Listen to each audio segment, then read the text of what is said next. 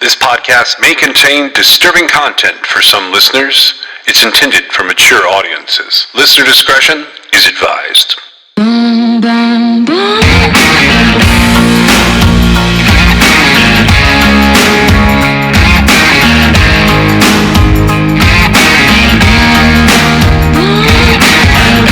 This is True Crime XS.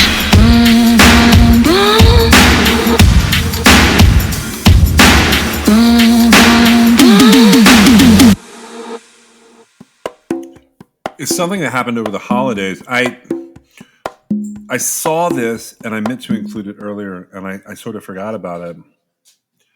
But I wanted to bring it back up because I think it happened. I think it was like right in the middle of the holiday season that this particular thing happened. There was a serial killer released. Did you hear about this whole thing? Is that the one where there was a picture of him on a plane? That's what I was going to talk to you about. He's another one of those odd serial killers. He actually has, the way I came to know him was a book, but then from that there was it was an old book that I had read. It was from, I want to say it was from like 1979. There's a more recent like BBC series about him, and it popped up on Netflix at some point during the pandemic, but it's Charles Sobhraj. He's got a really long. Do you know much about him or anything about him? Not really. I saw the picture that was making its rounds. I guess somebody posted a selfie of themselves or somebody else with him on an airplane, and I looked briefly, but that's it. He's the bikini killer, or the serpent is what he was known as, and he killed at least 20 tourists in Southeast Asia. 14 of them were in Thailand. So he's a French serial killer, and he's also a conman, like some of the other people that we're going to kind of talk about through here, and a burglar and a thief. He was born, this is what was crazy to me, he was born Hachand Bwanani Gurmukh Sobhraj, but he goes by Charles Sobhraj. He's of Indian and Vietnamese descent, but he was killing Western tourists. He was definitely a killer for profit kind of guy. I'm sure his Wikipedia page is pages long if somebody wants to go check that out. I just thought it was interesting that he was released because I think he has like 30 or 40 suspected victims, and I know he has like 12 or 14 or 16, something like that, confirmed victims.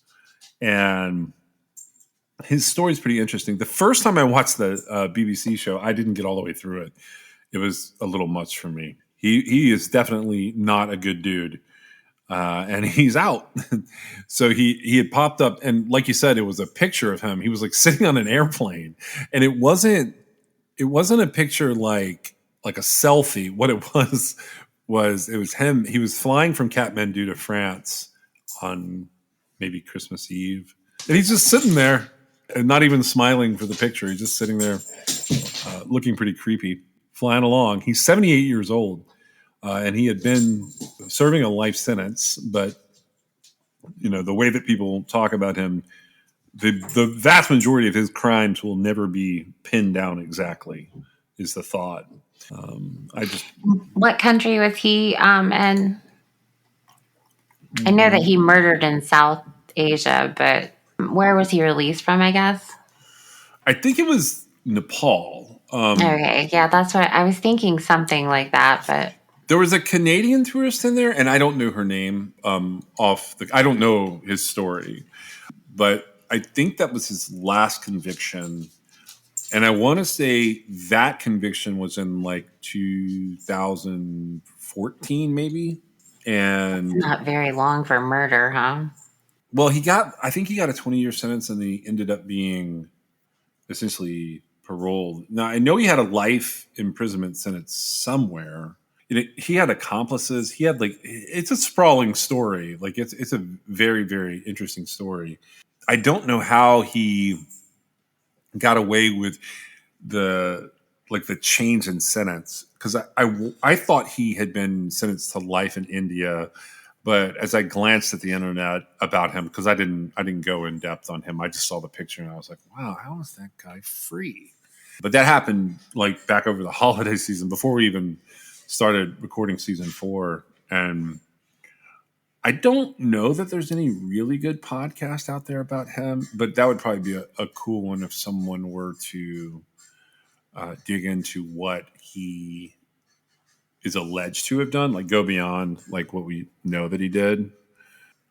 I remember like the last time I read about him, other than like the Netflix stuff that came out, I remember he had, I want to say he had open heart surgery in prison. Maybe that's what got him off of the sentence or something, like because of his age.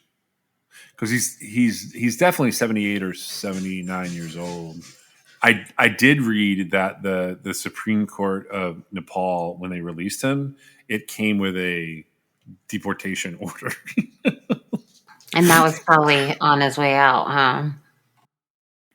Yeah, the picture was definitely of him on his way out, because it wasn't very. It was like, you have 7 days to leave the country, or we will detain you again. I wouldn't want him either. I mean, Yeah, and he was on his way to France. yeah, because that's where he's like from France originally. Like, I think maybe I don't know that for sure. I don't know much about him. I just know reading his story, he was definitely back when I read it, he was preying on pretty young backpackers and tourists. There's a couple of Australian stories that always make me think of him, but they're never related to him whenever I think of them. But Right. And he, a lot of his crimes were like in the 70s, it seemed like.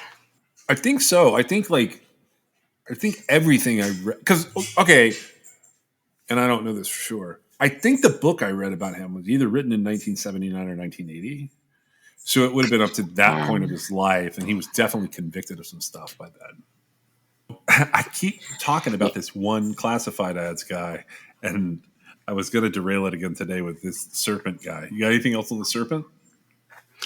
No, I was just going to say that it was I believe it was like on New Year's that came out. I can't remember though, but he got out because he had served 75% of his sentence, and he was well behaved, and because he has heart disease, which I interpreted whatever I read to be like basically heart It's too expensive failure. to keep him. Well, no, I mean, I don't know about that, maybe, but because he had been behaved in prison, he had served 75% of whatever the sentence they're going off of was, and so he was eligible for release, and so he was freed and ordered to leave, like you said, and he had to like sort of scramble around to, because they don't pay for him to leave the country, and he's been in prison, right? So people had to help him, and like you said, he's on his way back or I don't know if it's his way back, but he's going to France. Well, he had quite a bit of money. Like, that was the other thing I remember about him, because there was a big deal, and I don't know when he sold it, but like he sold the like rights to his story back in the early 2000s, and it was like a big deal where people were like, how is he able to do that? I want to say it was for $15 or $20 million. He sold his story. And he was one of those dudes where he kept getting arrested. So like he would do a sentence, and like sometime around the late 90s, maybe, he got released. And when he got released, he retired to suburban Paris. And he was charging journalists to interview him. It became kind of a controversial thing. And finally, he just sold his life rights and said, I'm not giving any more interviews or photographs or anything. You guys can just, you can like live with whatever other people put out. And I figured it was too expensive to keep him around, honestly. I also saw that he had escaped from New Delhi's maximum security prison in I didn't know that. 1986, but he was recaptured. He convinced the guard, according to what is out there, he convinced the prison guards to share a birthday cake that was like laced with drugs that I guess knocked them out, and he escaped. Oh. But he was like very quickly recaptured. So I don't know, how true it is or like how much media attention it would have been. It would have gotten, but he was in New Delhi's in India. Yeah, so now that you say that, I remember a story that I never followed up on where he was in a nightclub or a restaurant or a bar or something in Goa back in the 90s, and he got arrested there. And I was like, I remember what you just said kind of put some pieces together on something I hadn't read correctly. But I've been to Goa, and like Goa is like a place that I like. It's an odd spot, so it caught my attention when I read about that. But I didn't realize that was because he escaped. That's really interesting that he managed to escape. Yeah, and so he was sentenced to a life sentence in his latest conviction, which he was just released from. But in Nepal, a life sentence is only 20 years. Interesting. Yeah, so it's not an actual, because in the United States, I believe the statistics on that are like a life sentence is about 60 years. That's what is calculated in there. That would mean that I guess they're, a 26-year-old getting sentenced to life. That would be 60 years, right? On average. And so I guess maybe people don't live as long. I don't see why the huge difference between, why is it life only 20 years in Nepal? Maybe they, I don't know. That's weird to me. Because actually, we have sentences that are like 25 years with the possibility of, parole after however many, right? Like, yeah, 25 to life. Yeah. So to me, like the fact that a life sentence is 20 years and he only had to serve 75% of it, that's interesting. So he is a freed serial killer. Like, so he's walking around amongst us, but he is in very poor health and he is very old. Did you see that picture, or did I send it to you?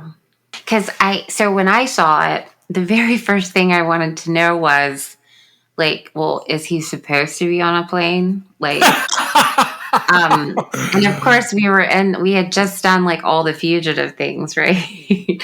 And so when I saw it initially, because it had a very captivating headline, whatever it was, and so it wasn't initially clear why he was on the plane, and it was clear that he was in like the commercial. He wasn't guarded, and he was sitting beside several ladies, I believe. And I thought, did he escape? Like, what is happening here? And so then obviously I had to read it, which is the point. But that's what I thought. And I was just curious if you saw it or if I sent it to you and what your initial thought was. I don't know how that went down. I think sometimes I get things several times. And that particular thing, somebody else sent it to me and asked me if I knew who it was. And then I think somebody sent me an article on it. And then I think you sent it to me or I sent it to you. And we talked about him briefly. He's one of those people that I remember this story about him where he had talked to a couple of pretty well-known reporters, and I think it's in the 70s. And he had told them that he made it all up. So the minute he did that, whether he's guilty or not, I don't even know. But the minute he did that, I stopped paying as much attention to him because that means like we have an unreliable narrator. And you're going to have to like go dig. And because it's so many different countries that I felt like were involved with it, and it is because you just named off. I said Thailand, you said India, and then we were talking about Nepal, and France is in there. I figured you sent it to me and was like, what is going on with this guy? Because it would have been when that happened. I might have been at the beach, or it would have been right after that. Because I took a little vacation after the minute I finished uploading all the fugitive episodes, I got out of town, and I would have probably if I'd been home, I probably would have been like, well, should we record something about that? Because it tied into that sort of. He has a fugitive period in his life, a couple of fugitive periods. I haven't looked super deep in the case. I probably won't, especially since he's, out and he served his time. But I always question those types of cases where it's like, oh, he had 20 victims during 10 years. It's entirely possible that he did. It's also entirely possible that they closed the book on those 20 cases during those 10 years based on him serving time for it, and the murderers are walking free. Well, he was one of those people, to me, he is a serial killer, but he was almost like a weird human traffic scammer. The stories I remember from what I read early on about him were like he would be giving people money and then sort of they were indebted to him and they would almost become like friends or acquaintances that he then killed. And I always think people like that are like the worst of the worst. They're not quite as bad as like your random serial killers that are killing people, like unknown people. But there was this woman who was found drowned in a like one of those little pools that like come up along the beach. And she was from Seattle. And I think she was either his first victim or maybe his first victim that like he got attention to. And in the book I read, she had a pseudonym. But her name was Terry Knowlton. And it took like a really long time for them to figure out that like, I don't know how to explain this, but it's like it came back and it was just an accident. And then it came back and it was like, this is potentially something more than an accident. And then finally they were like, oh, this is murder by drowning. When cases are like that, I get kind of dubious of them. It's sort of like Henry and Otis, but not really. But it's just like, okay, this person died, but what was it? Was it really a drowning murder? That's weird. Murder by drowning is like a really strange crime. Or was it an accident and like somebody asked questions and like the squeaky wheel got the grease and they ran with it? Right. Why do you question that? I question it because, look, he was an attention seeker. No, I'm not asking you to defend your position. I'm asking you to explore why you do it. If you have an investigation done and the investigation sort of comes off as pretty simple and pretty thorough, then overcomplicating it by going back and saying, oh, it wasn't an accident, it was something else, more often than not, that is wrong. Like, that's the plot of a movie. Well, and it's also kind of counterintuitive to what we expect from investigators. And what I mean by that is that in the event that something that could appear accidental could turn out to be a homicide or something besides accidental, you would do everything you could to make sure that that's not the case before you say it's accidental. Right. I agree with that. And I'll say this about the crimes that we know about him. The things that he has been convicted of and he spent time in prison because of. They were complicated by the idea that he was basically running around with an accomplice, and I'm being really polite and just calling them an accomplice, where they were committing a ton of crimes, like a roving band of criminals. And they would suck people in who would help them commit the crimes for a while. And they only trusted each other. So guess what they did to the people they sucked in? Killed them. Yeah, they just kind of, we're moving on to the next crime. And okay, I'm coming with you. Nope, you're not coming with us. But what do you mean? Who does that sound like to you, though? What do you mean? It sounds like a gang. Well, no, it sounds like Otis Toole and Henry Lee Lucas. That's why I mentioned Otis and Henry like earlier. I was saying like we were never going to know what happened because these idiots were already in situations where like when people do stupid shit, they die.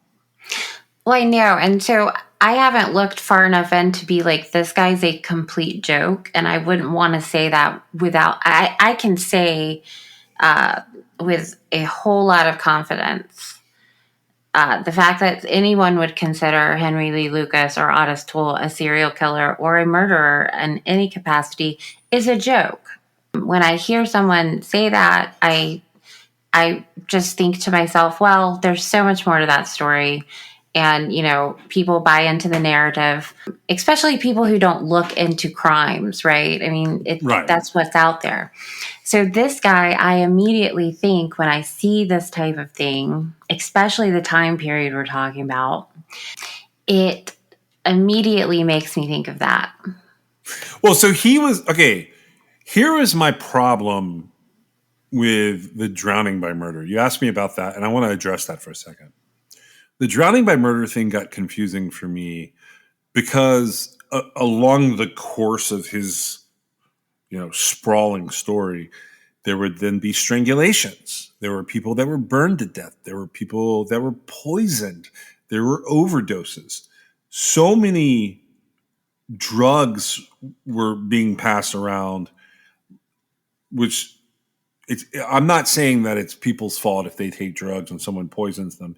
It's like, I don't know. I couldn't tell like what was an overdose, what was a murder. Like in the whole, like that's the thing that frustrated me about the series about him is there's no one likable in the whole thing because the people he was killing were around him doing the same crimes he was doing and just ending up dying because of like sort of how things were progressing.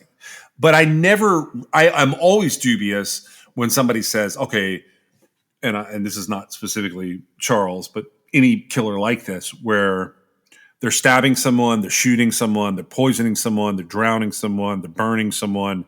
Like, okay, I can believe a couple of types of murders going on, but if he's doing like the whole gamut and overdosing people, like you can't have a guy like that doing 7 or 8 different things. And so it would just be highly unlikely, right?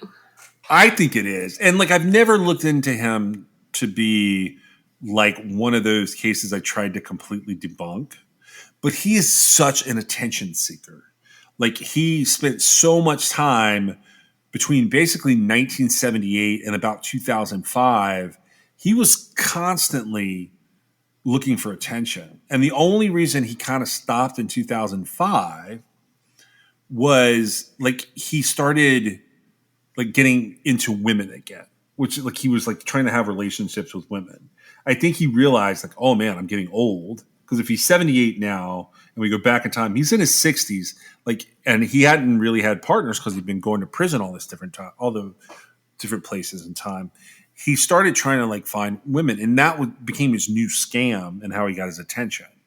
And like you said, like he scams these guards into taking part in a birthday party or whatever and drugging them and sneaking out of the prison. Why didn't he kill them?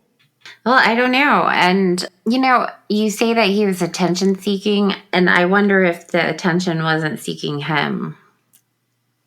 Could be. Because that's how I would say that. I would say that, or maybe attention found him. I don't know enough about this to really say that, but like looking at this meek old man sitting, in the airplane seat beside of the picture, beside of the woman that I guess somebody's taking a picture of, it just seems like it could be exaggerated and it could be a narrative that was put out there and accepted. And it could also be wrong. He's part of True Crime News for the end of 2022 and a little bit of 2023. He's free. He's running free. I promise if you run into him, you should not take anything that he gives you. You should get the hell away from him. I'm hoping that he's old enough now that maybe he's past his serial killing ways. But when you're a poisoner, okay, here's the other thing. God, I don't know even why I derail things like this. Here's the other thing that got me. He had people around him that were sort of accomplices when people were being poisoned and overdosing. My personal experience, and this is not all encompassing or absolute. It's just my personal experiences. Most of the times when someone has been poisoned, it's not a guy that did it. And I'll just leave it. I'll leave it at that. Like, but the strangulations and stuff that were happening around him and the drowning victims that were happening around, and some people were just never found again. I'm convinced that some of those people just kept walking. I don't think it's going to be as cut and dried to debunk him as it would be with Otis and Henry, because Otis and Henry were very minimally even connected to deaths, let alone killers. Because you can look at Henry's life and you can definitely see where he was connected to like his mom dying, and then they were connected to like the niece being neglected and the Kate Rich being neglected. But those were not murders. They were not killings. They would go down as a homicide by neglect or by abuse, but like realistically, they're not serial killers if all they did is leave somebody in a hot car. Does that make sense? So with this guy, he's a little more connected to murder, but he's still not. Or at least more connected to people around him that, were murdered or died under what could be interpreted as murderous circumstances. Yeah, but this group of roving criminals that he's with, they were literally doing things that I could totally see people killing them for. They were stealing expensive jewelry. One of the, and I don't know where, I think it was India or Nepal, like he wanted to stay in that prison because he didn't want to be transferred out and end up being put in a worse prison, because he had figured out how to bribe people there. And it was basically living a life of luxury in the prison. Like that's one of the stories told about him, is he made everything go easy for himself. That's not really the same guy that's going to strangle and burn a body. Yeah, that's somebody who would have it done. Exactly. He would figure out how to have somebody else or one of his accomplices do it. So I guess I should finally get back to this case I keep promising. Where this next case starts, and I've asked you questions about this along the way, where I'm asking, like, do you think like John Cooper, do you think he was killing witnesses? Even with the serpent, like, was he killing the people around him? And we've talked a little bit about like Lonely Hearts killers and classified ads killers. The next guy we're going to talk about he's a Florida killer, but he was actually born in West Virginia in 1953. He had a really specific dysfunction going on with him that is fascinating to me. A lot like Henry Lee Lucas, he had a dysfunctional relationship with his mother, and he slept in her bed until he was a teenager. And she would have like a rolling, revolving door of short-term boyfriends that she would bring home, and he would not be allowed to sleep in her bed, and it angered him. He was born in 1953. He got married for the first time in 1974, so he was only 21 years old, and he had 2 children with her, and she filed for divorce 6 years later in 1980. The guy that I'm talking about is named Robert Joseph Long, and he's actually the American classified ad rapist. That's what he was known as. And when I say he had something wrong with him, I'm being quite literal. He was born with an extra X chromosome. So this is also known as having the 47, the XXY. And that's a variant of a condition called Klinefelter syndrome. Had you ever heard of this? I had. Generally speaking, Klinefelter syndrome is a genetic condition where the male has an additional copy of the X chromosome, and there's some features that are like known, and then some lesser features of this particular disorder. The primary features are they're typically infertile, and they have small, poorly functioning testicles. But there are other things that can happen where people don't realize what's happening is Klinefelter syndrome. So, because those 2 symptoms are pretty subtle.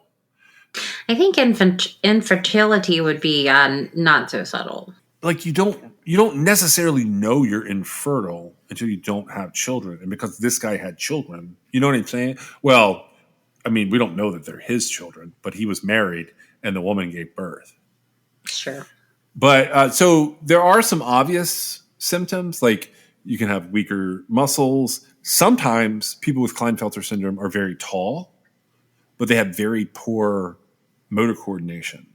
They can have less body hair. There can be issues with them having too much breast tissue. And that is what happened with Mr. Robert Long. So Robert Long's condition resulted in excessive estrogen production, and it yielded some female traits in him. The biggest trait was that he had large breasts. So when he was a teenager, he ended up undergoing a breast reduction surgery. He also had multiple head injuries. Now, he's another one that it's been removed, so I don't know if there was something wrong with it or if it was just archived for space. He has a Radford University timeline that I was able to check out. So this particular one it's got like 10 names on it from the Department of Psychology at Radford University. I think this is probably from the early 2000s, this timeline I'm reading from. If you want to find it, it's under the classified ad rapist, but you have to go into the web archive and look up the classified ad rapist in quotes and then put Radford beside it. And it'll take you to like an old archived version of this where you can read some of it. Here's what they put on for like the first part of Robert Long's story. The way that they set these up, if you've never seen one, they just have a date on the left side and kind of the age of the person, and then the life event they're referencing. And at the top of it, it'll tell you which particular known serial killer they are documenting here. So this is Robert Joseph Long.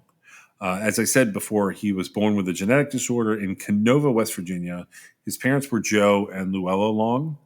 He was born October 14th, 1953.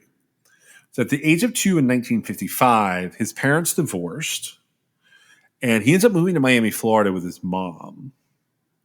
And so she was working multiple jobs, and she would leave Robert at home with the landlord's family. In 1957, at the age of 4, he was pulled under the water by a wave and he almost drowned. Now, Robert Long would later blame his mother for this incident, and he remembered it that she was looking at men instead of watching him like a mother's supposed to. In 1958, he had a couple of entries here. The biggest one was that he fell from a swing and he was knocked unconscious with an injury to the head. And he had a sharp stick that skewered the edge of his eyelid. The other entry is that his mom would take him back to West Virginia to visit his dad. So he's 5 years old. His mom is going back to West Virginia from Florida to see his dad. And then his parents begin dating again. In 1959, he's enrolled in the first grade in Miami, Florida, but he's held back at the end of the year. And when he's 6 years old, same year, he's thrown from a bicycle into a parked car. And he's actually pretty seriously injured. He loses several teeth, and he is examined and diagnosed as having had a severe concussion. And I don't know like how many people know this, but if you have a severe concussion in 1959, you probably have an honest to God bad head injuries, because that was not a time that they recognized concussions in children all that readily. In fact, like even today, like we're still looking at it from the perspective of like athletes and how to better understand how concussions can happen. From 1960 into 1961, they put a couple of entries in here that are interesting.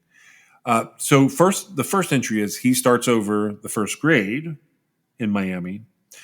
His parents end up remarrying, but for some reason he and his mother stay in Florida. They don't move home. When they finally do move home at the end of the year, he finishes the first grade in West Virginia after they move back in with his dad. In the spring of 1961, when he was 7 years old, he was hit by a car. The car bumper did some serious damage to his face, and he was knocked unconscious. He had enough injuries as a 7-year-old, and this is the spring of 1961, that he's hospitalized for several days in West Virginia as a result of this. So in 1961, in the fall, this is later in the year, he darts in front of a car again, and he ends up badly injuring his teeth, and he's left with a deformed jaw following the incident, which resulted in him having to have what would be the equivalent of some therapy and some treatment back then. Same year, he also fell off of a pony, and he landed on his head and the back of his neck. He was taken to the pediatrician for this, and he reported that he was dizzy and nauseous for several weeks while after this had happened. In 1962, he ends up in the emergency room after he says that he fell from a fence. And he had an injury on the left side of his head that was bad enough that the emergency room doctor put several stitches in to close a gash on the side of his head. And then when he's 10 years old in 1963, his parents' marriage fails, and his mom takes him and they move back to Florida, where they move into a very small house with multiple aunts and cousins. And so he's 10 years old at this point, and he begins to share a bed with his mom. Now, he also begins the 4th grade at this point, and he gets teased by other students because the deformity on his jaw is obvious, and his teeth are jacked up from all the different ways he's been hit by cars and fallen. I mean, this kid's been hit by a car 3 times. I just want to point that out. I'll say that again. I want to hear what you have to say about it. He's been hit by a car 3 times. I think that it's safe to say that he was not being watched properly. Yeah. So also when he's 10 years old, his mom starts working multiple jobs. She's working as a waitress one place and a bartender at another place. And Robert starts to feel like his mom's not paying attention to him. He also starts to notice... Just then, huh? He also starts to notice that she wears very skimpy clothing to her bartender job. And Long becomes verbally abusive towards his mother during this time. And this is reported by other parties. So in 1965, at the age of 12, his mom buys a house that is theirs in Hialeah, Florida. So he's 12 years old when she does this in 1965, and Robert starts skipping school. He's still sleeping in the same bed with his mom at this point, but his mom begins bringing home one-night stands. And then when he's 13 years old in 1966, he shoots their dog in the vagina and kills it. Apparently, the story he gave a psychiatrist about this was, and I don't know if this is true or not, I'm just recounting what they've included for our investigation here. He claims that he shot the dog because his mother fed the dog pieces of filet mignon and he was fed a hamburger. So he meets a girl named Cynthia and he starts to spend a lot of time with her. By the way, this is when they're 13, but when he's 21, he's going to marry Cynthia. He starts confiding in her, and he shares that he's embarrassed by his mother wearing these skimpy outfits, and he's embarrassed that his mother is like literally bringing home different men pretty much every night, and some nights multiple men. And he and Cynthia form a bond where they're very protective of each other. When he's 13 to the time he's 14, sometime in there, he starts to sleep in a separate bed from his mom. And it's believed that this might partially be because he has started to develop breast tissue that's much larger than other boys his age. And he will end up having surgery to remove this excess tissue that's part of the Klinefelter syndrome. In 1967, when he's 14, he loses his virginity to Cynthia. And he gets arrested for the very first time in 1968 at the age of 15. He's accused of stealing a car from an older friend, but those charges are later dropped. In 1970, when he's 17 years old, he gets a part-time job as an electrician's assistant with Arc Electric. And he ends up dropping out of the 10th grade, going back into the 10th grade with help from Cynthia, and then dropping out of the 10th grade again once and for all. He also gets arrested for possession of stolen property as a 17-year-old. For some reason, his mom's behavior continuing, he grows apart from her and he starts to get violent with her, pushing her, pinching her, slapping her, shoving her, and hitting her. On top of like the way he talks to her being enough that multiple people describe it as him being verbally abusive. In 1971, he turns 18 and he is accused of raping a girl. He's later released when the police determine the victim is lying or that there's a lack of evidence. That depends on whose story you believe.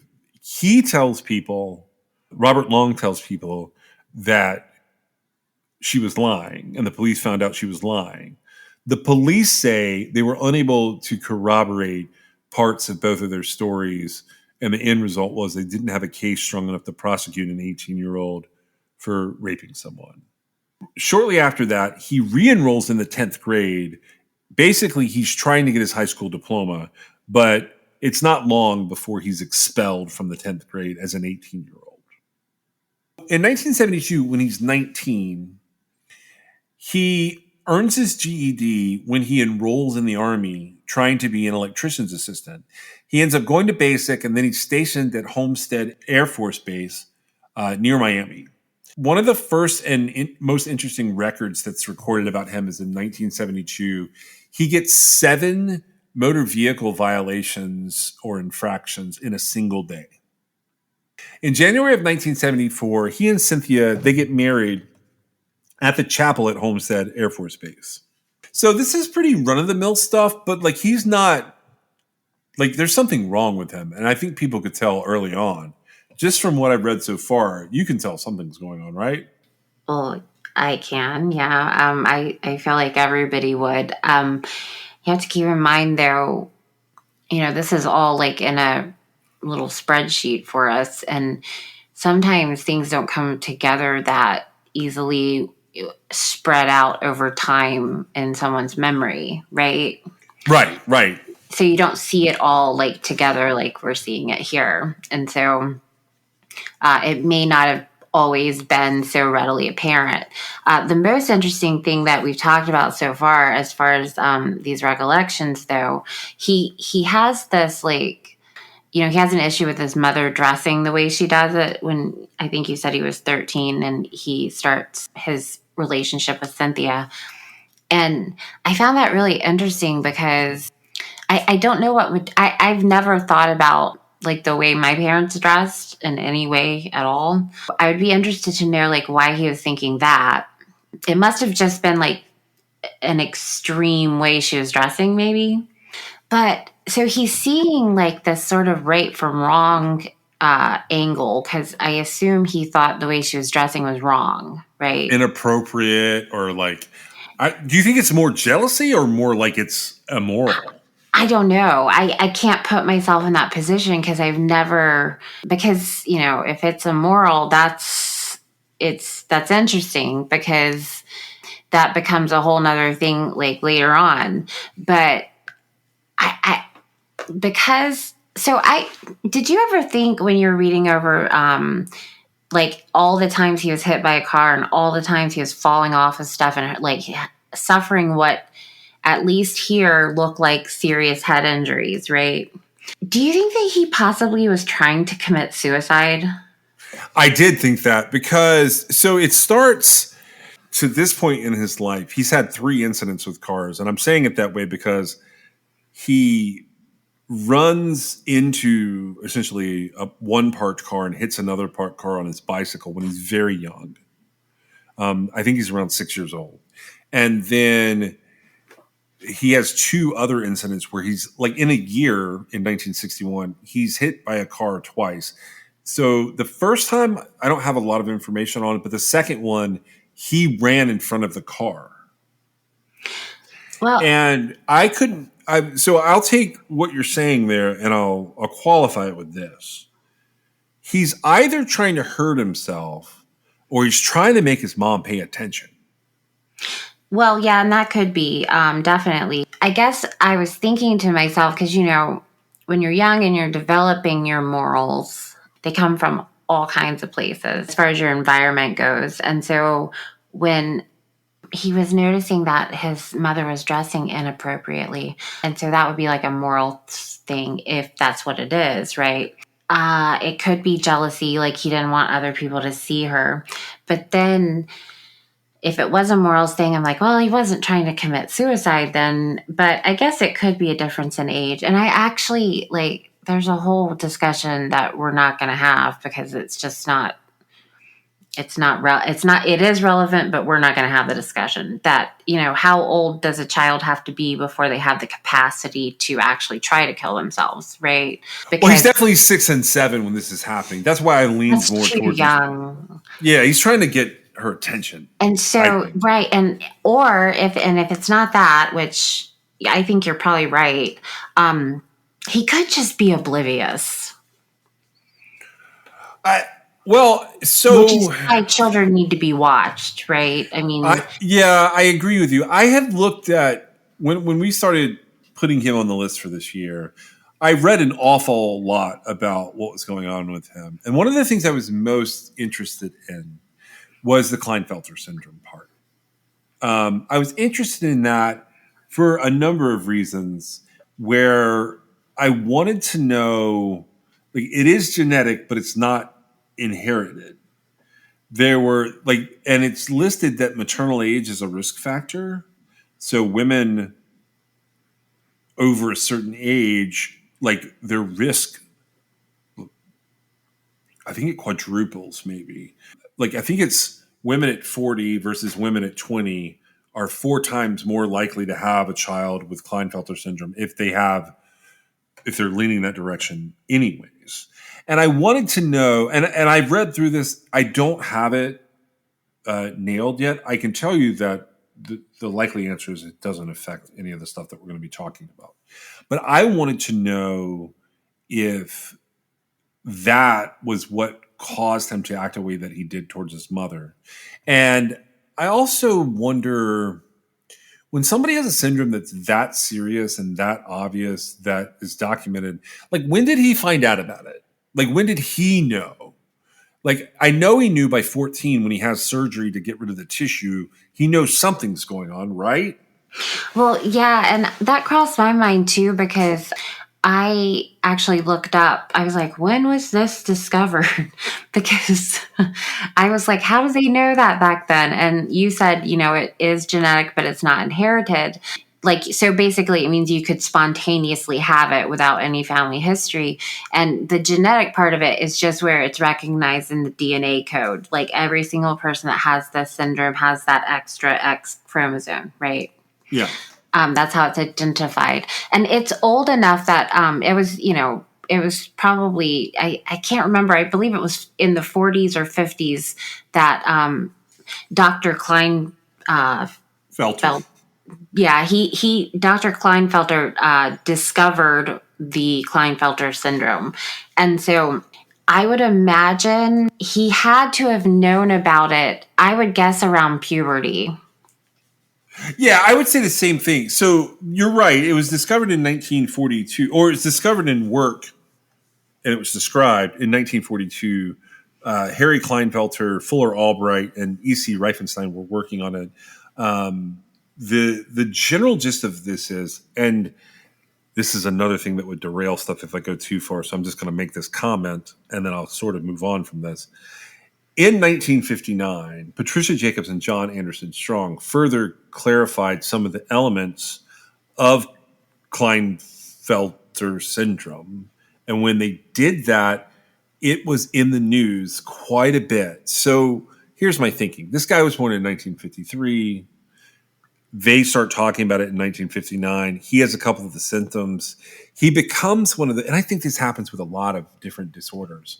He becomes someone that, like, it is known that he has it because they know to test for it because it's been in the, the recent medical journals. So if you have a halfway decent, pediatrician or generalist and they're paying attention to what's in the journals, they know that it's a thing. So that's how he comes to be known to have it. Isn't that like a crazy coincidence, though? I don't see, look, when it comes to this, that's the reason we're talking about serial killers. I'm always looking for, like, some reason they became who they became. I don't know how this part plays into that. But over the years, I have read about people who do these crazy violent things, whether they're a one-off or a mass killer or a spree killer or a serial killer in this instance, who is right now, as we're talking about him, we're just going to keep calling him the classified ad rapist just for a minute. But it does feel like a series of coincidences are happening that are kind of jacked up.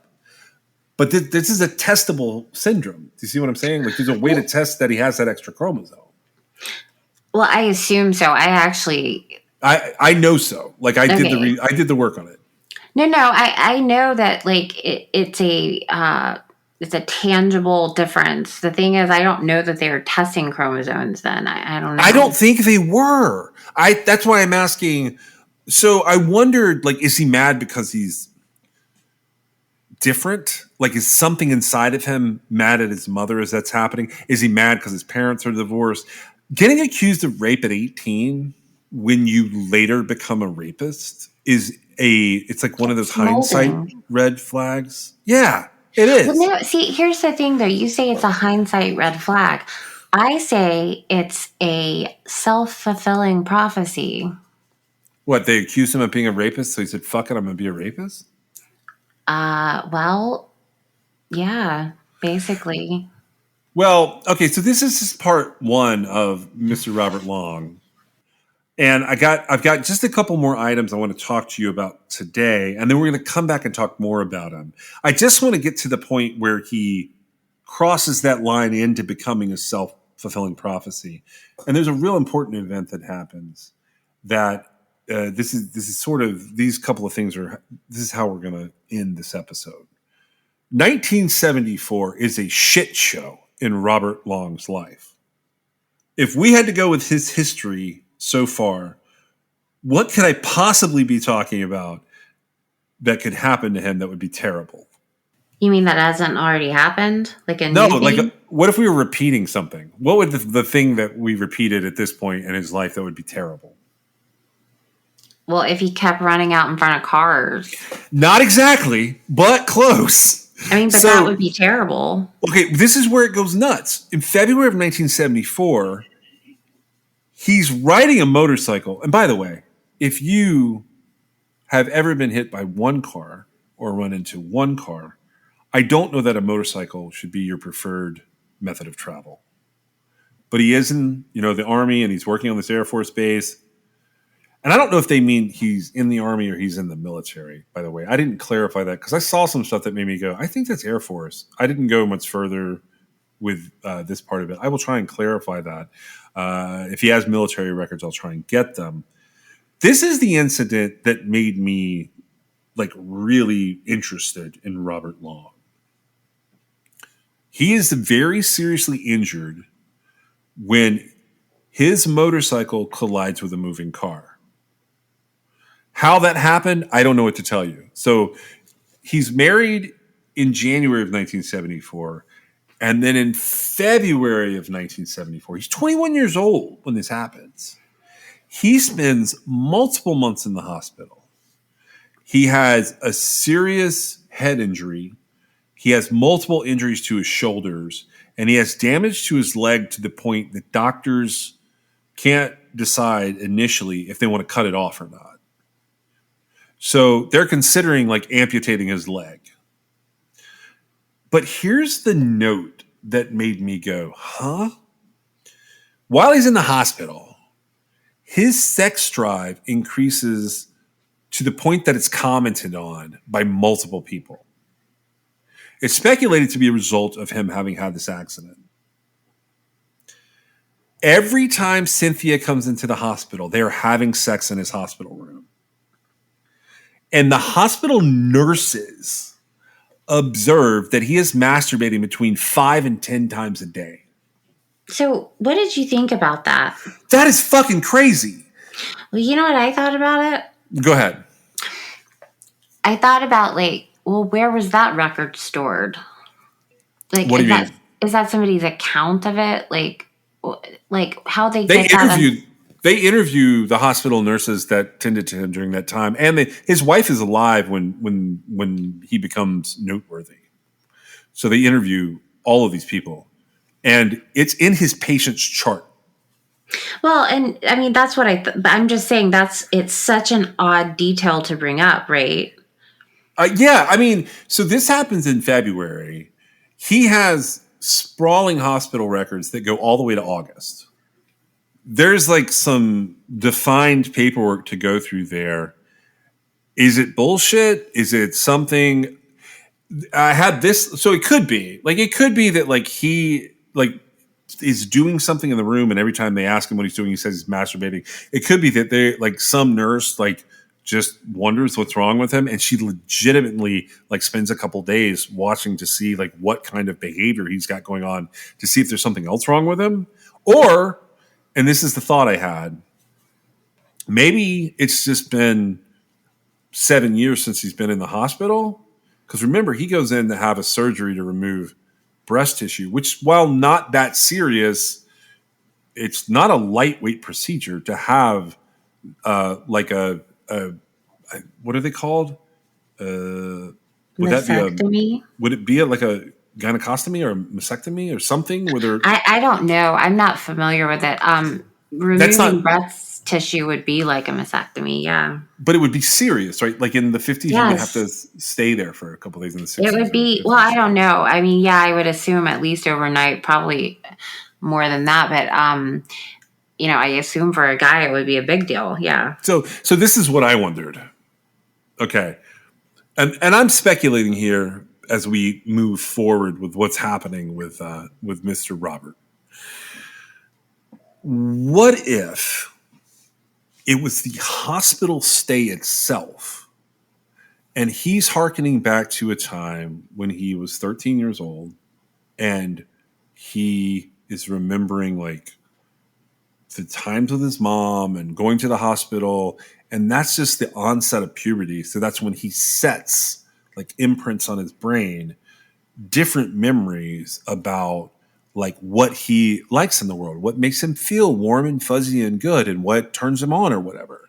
And this happening where he's like got this extended hospital stay just triggers something in his mind that takes him back to when he was 13, 14 years old. Because, he had been sleeping with his mom up until that point. He had been angry at his mom. He was already observing things like his mom having one-night stands and her wearing the sexy clothing, which you and I we're beating that to death here, but we're talking about it from the perspective of like, we're looking for a trigger. What if it's the hospital stay itself that's the trigger, and the nurses in their uniforms and like something about all of that does something to him? I guess. I mean, I guess it's possible. I hadn't really thought about that because to me, that kind of behavior is like highly inappropriate. I assume it is to like most people, right? It's it's totally inappropriate. But if you're not a serial killer, it's inappropriate. I would say even if you are, it's inappropriate. But either way, do you think that this accident was a suicide attempt? I don't know. I mean, I wondered that because 1974 doesn't go well for him. And I had lots of thoughts about Robert Long's 1974 where I wondered, like, maybe him being in the hospital just meant that like people could observe him because he couldn't hide. Right. And he could have been like that all the time, right? Right. He might have been that he might have been masturbating 5 times a day his whole life. And so it didn't even, basically it was just observed then. So it would actually be that like nothing affected it. It's just how he was, right? Yeah, exactly. Like nothing changed about him. He was injured, but the only change that occurred is he suddenly lived in a goldfish bowl. Sure. And, I don't know anything about any of that. I can't say that like, oh, that's really abnormal. I just don't know. And so I think it is possible that he was just he is an inappropriate person, like applicable to lots of categories, right? Yeah. As Well, far as his behavior goes. I want to qualify this by saying, like at this point in his life, he's not yet done things that make him any kind of predator. But these could be like really helpful hallmarks. And I wondered if this. I'm sure you've seen Mindhunter, right? Yes. So Mindhunter is based on the story of how they put together the origins of sexual homicide book, the study on serial killers, which I'm looking around my room. Somewhere in close proximity, that book sits. And I wondered if organizing this information didn't partially come from some type of interview with Robert Long, because it looks like he would have been in a position to give some of this information to them directly, to these students here. And I'm always dubious of that, because like that's when you get the minimized information. But there's a lot of facts in here that have been like double checked and triple checked that I can source on my own. Oh, really? You think it's the minimized version? Well, I don't. That's interesting. Elements of it are. I mean, come on, dude. He's 13 years old, and he shoots a dog in the vagina, and claims that he shot it because the dog got filet mignon. Well, somebody with knowledge of, I mean, I don't know that that's what happened, but somebody with knowledge of the situation had to have been the one that recounted that, right? I mean, nobody made that up. Well, I assume that it's him shooting the dog, and so it's him and the dog that know, and his mom maybe finds the dog dead and gets a story. So even if like we're not getting this from him, although it says he claims that he shot the dog because he resented his mother feeding the dog filet mignon, and I don't know what's going on with his mom at this point. By where we're at in our story, or by the time the survey is being taken. So maybe it's from her, maybe it's from him. But like, can you imagine that like she told a whole lot of people about him shooting the dog in the vagina? No, I don't think she did. So that story's got to come from him or her. Well, and honestly, I don't think his mother told it, because I don't even think she would have told that story to whomever was gathering these facts. I think it must have come from him. Yeah. So, okay, let's end this episode with 1974 wrap up. Is that all right with you? Mm-hmm. Yeah, it's fine. Okay. So, in August of 1974, he's still 21 years old. Wait, hold on. When's his birthday? Yeah, so he doesn't turn 22 until October. So he's 21 years old. He's discharged from the army or the military because of what happened to him in the accident. He spends all this time in the hospital. The army discharges him, and he's eligible for certain benefits. He ends up moving off the Air Force base and into a trailer with Cynthia. Cynthia has gotten pregnant because of all the sex they're having, and she gives birth to their first child, and it's a son. So he starts attending Broward Community College, and then towards the end of 1974, it's like, and that's how it's reported here. It could have been the whole year. We don't know. He begins verbally and physically abusing Cynthia, his wife, and this person that he has known for 8 years. And I say that I'm not like talking down to any type of domestic violence. I'm just saying, in my head, when you are abusing not only a spouse or a partner, but also a trusted friend of a very long time, I think there's an added fuck you to that. Does that make sense? Well, yeah. So he ends up at the end of 1974 being arrested for battery against a woman or assault on a female, and that is Cynthia. So he has all this time on his hands. He's treating his wife terribly. And you guys got to remember, he only got married in January. So this is the first year of their marriage going like this. She's given birth to a child, and he is beating the mother of his child and a longtime, protective friend of him. What do you think is the best direction this guy could go to get his shit together? Finish school. Yeah, that's what I was thinking. Like finish school, get into therapy. Instead, he decides he has all this time on his hands and he still has that same sexual appetite observed in the hospital. So he devises the plan to begin to meet women through classified newspaper ads. And he uses the ads to locate women he can have sex with. And that is where we'll pick up in 1975 next time. Thank you so much for joining us today. I would ask if you guys like the show, please share the show, or you can go onto your favorite podcast app, whether it's Apple or Google or one of the more interesting apps, Spotify, Overcast. We're on all those different things. If you could go on there and leave us a rating or a review. I'm not going to ask you to leave us a 5-star review, but like whatever you think of the show, leave an honest review of the show because that will help us to grow our audience in season 4. We are sponsored by LabbratiCreations.com. You can check them out at LabbratiCreations.com, and you can still use the code CRIMEXS for a fun pop pet portrait of your own pet. You can also reach us on Twitter, Instagram at TrueCrimeXS, or you can give us a call if you know anything about any of the cases that we're talking about at 252-365-5593. You can also reach us at Gmail at truecrimexs@gmail.com, and you can check out our website at www.truecrimexs.com. We'll see you next time.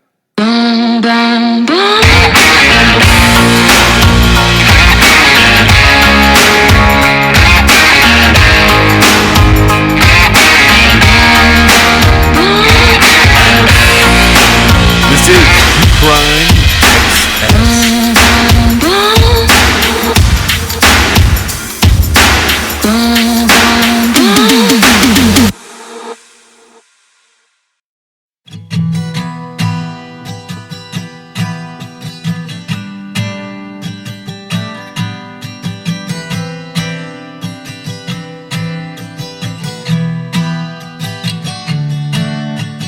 I've been chasing mountains I can't climb, holding out for heroes in the night. I find myself here in the dark. We learn to fight and learn who we are, but I am raised up to face the stars, full of light. And we are wild like a river, wild like the fire in your veins makes you shiver. And I chase the winter out of my mind like the dark in the distance. Wild heart, we are wild.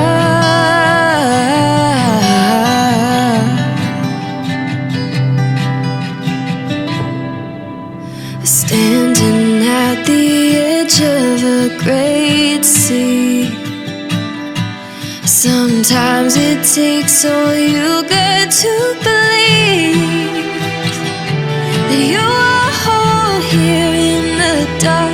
We learn to fight when we fall apart, but we are raised up to face the stars. Endless light, and we are wild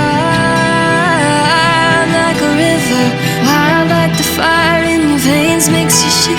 And I chase the winter out of my mind like the dark in the distance. Wild,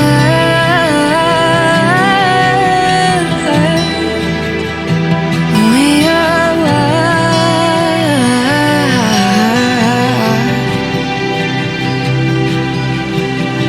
Can't hold me back, can't pin me down,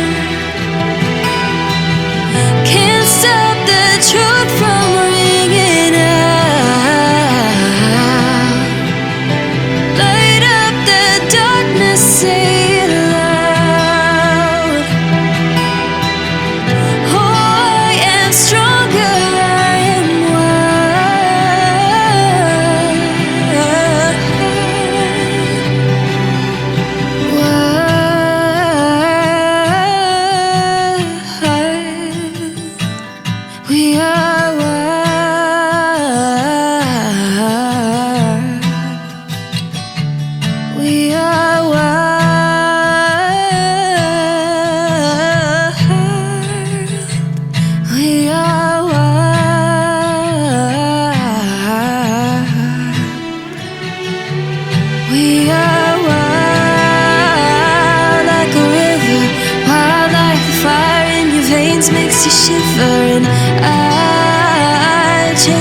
winter out of my mind.